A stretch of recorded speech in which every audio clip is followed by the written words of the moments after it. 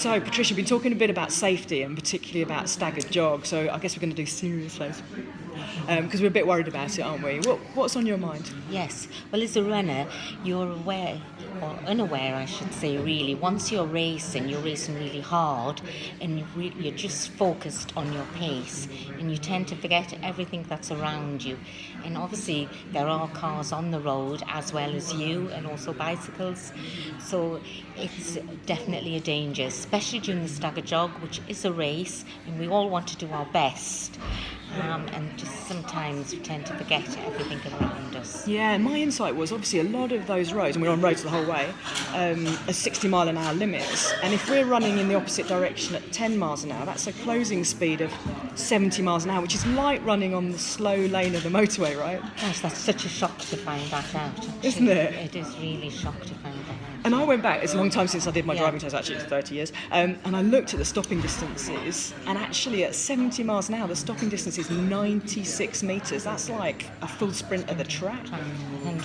Nearly 100 metre race. Yeah, and that was a real shock for me, I have to admit, and it made me think differently about some of the things for us, and I guess that's why we've come together with a few tips, isn't it? Yes, it is, yes. So we're going to jump in with some tips and actually go out, have a look at it in action, and some tips of how we can all hopefully be a bit safer. Yeah.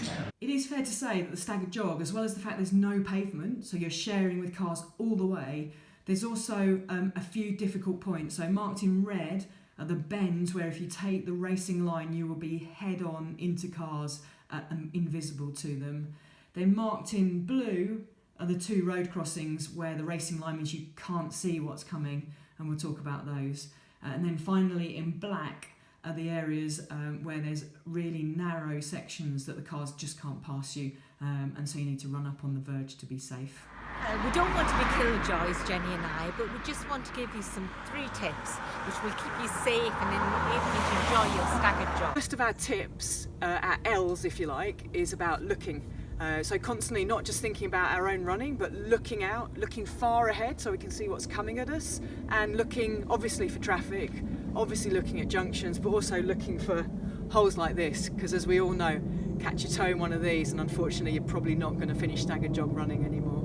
So L for looking. Second L is for listening, because here we are at Park Lane.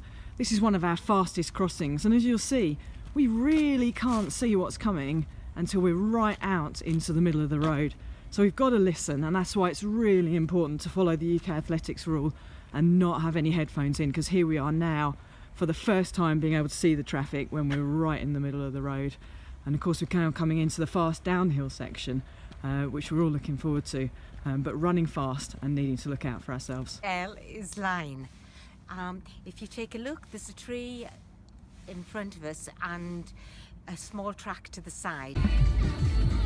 On the way up, we follow the track by the tree up to the road so you can see ahead of you.